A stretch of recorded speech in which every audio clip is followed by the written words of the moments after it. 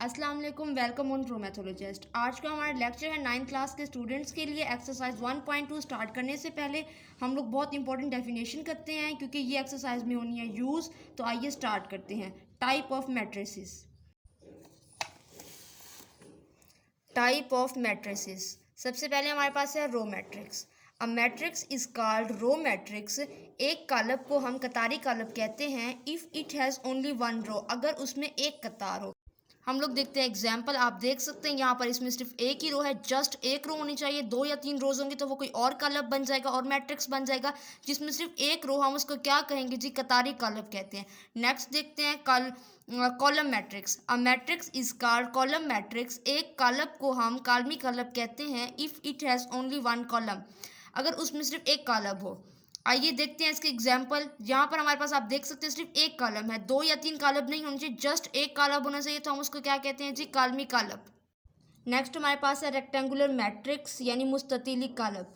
A matrix is called rectangular matrix. एक कालब को हम मुस्ततीली कालब कहते हैं if the number of rows, अगर उसमें जो नंबर ऑफ रोज हैं यानी रोज की तादाद है, is not equal to number of column.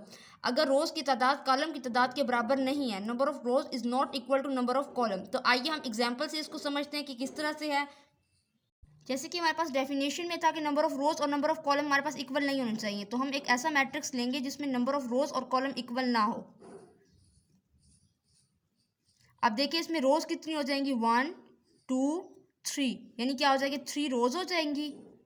Column कितने हो जाएंगे, 1 और 2, यानी 3 हमारे पास रोज हैं और 2 हमारे पास है कॉलम। तो ये इक्वल नहीं है, तो ये हमारे पास जी क्या होगा, रेक्टेंगुलर मैट्रिक्स। इस तरह से आप और भी एग्जांपल ले सकते हैं जिसमें ये दोनों इक्वल नहीं होने चाहिए। जैसे 2 by 2 का मैट्रिक्स है, वो हमारे पास रेक्टेंगुलर मैट्रिक्स नहीं हो सकता क्योंकि उसमें नंबर ऑफ रोज और नंबर ऑफ कॉलम इक्वल होते हैं। तो जहाँ हमारे पास इक्वल नहीं होंगे, हमने वो वाला मैट्रिक्स लेना है। नेक्स्ट है हमारे पास स्क्वायर मैट्रिक्स यानी मुरब्बी कालब। A matrix is called square matrix. हम एक कालब को मुरब्बी कालब कहते हैं if its number of rows, अगर उसमें जो कतारों की तादाद है is equal to number of columns, अगर उसमें जो कतारों की तादाद है वो कॉलमों की तादाद के बराबर होगी, तो हम उसको क्या कहेंगे, हम उसको कहेंगे मुरब्बी कालब यानी स्क्वायर मैट्रिक्स। तो आइए हम इसको एग्जांपल से समझते हैं। हमने एक ऐसा कालब लेना है जिसमें नंबर ऑफ रोज और नंबर ऑफ कॉलम हमारे पास क्या होना चाहिए, इक्वल होना चाहिए। लेट कर लेते हैं, हम क्या ले लेते हैं, 2 3 4 5। इसमें रोज़ कितनी हैं, 1 2, यानी 2 रोज़ हैं। कॉलम कितने हैं, 1 2, यानी इक्वल है। तो ये हमारे पास क्या हो जाएगा जी, स्क्वायर मैट्रिक्स हो जाएगा। हम इस तरह से और भी एग्जांपल्स दे सकते हैं जिसमें नंबर ऑफ रोज और नंबर ऑफ कॉलम हमारे पास क्या होने चाहिए जी, equal.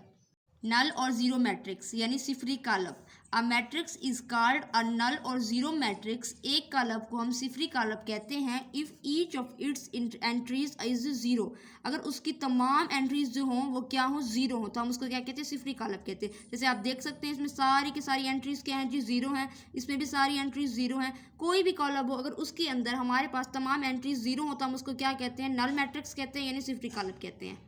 Transpose of a matrix यानी कालब का transpose. A matrix obtained by changing the rows into column और column into rows is called transpose of a matrix. यानी हम ट्रांसपोज में क्या करते हैं, रोज को कॉलम में चेंज करते हैं और कॉलम को किस में चेंज कर देते हैं, रो में चेंज कर देते हैं। तो हमारे पास क्या बन जाता है, ट्रांसपोज बन जाता है किसी भी कॉलम का। आइए इसको एग्जाम्पल से समझते हैं। हमारे पास ये एग्जाम्पल है, अगर हमने इसका ट्रांसपोज लेना हो तो यहाँ पर हम लगा देंगे टी। अब हमारे पास डेफिनेशन में था कि हमने रोज़ को किस में चेंज कर देना है, कॉलम में। ये हमारे पास रो है, इसको मैं कॉलम बना लेती हूँ, 2 3 बना देंगे। अब ये रो है, इसको क्या बना देंगे जी, कॉलम बना देंगे, 4 और 1। देख सकते हैं हमने रो को किस में चेंज किया, कॉलम में। तो नहीं, हमने उसको क्या ले लिया, ट्रांसपोज। अगर आपको डेफिनेशन समझने में कोई भी प्रॉब्लम हो तो आप मुझसे कमेंट सेक्शन में पूछ सकते हैं। तमाम लेवल के स्टूडेंट्स को मैथ की किसी भी एक्सरसाइज के किसी भी क्वेश्चन में अगर कोई भी प्रॉब्लम हो तो आप कमेंट सेक्शन में अपनी क्लास, एक्सरसाइज और क्वेश्चन नंबर मेंशन करें। इंशाल्लाह मेरी नेक्स्ट वीडियो आपके क्वेश्चन पर होगी। मेरी वीडियो को लाइक करें, शेयर करें, मेरे चैनल को सब्सक्राइब करें और बेल बटन को दबाना ना भूलिएगा ताकि आपको मेरी हर आने वाली नई वीडियो का नोटिफिकेशन बाकायदगी से मिलता रहे। ओके, अल्लाह हाफिज़।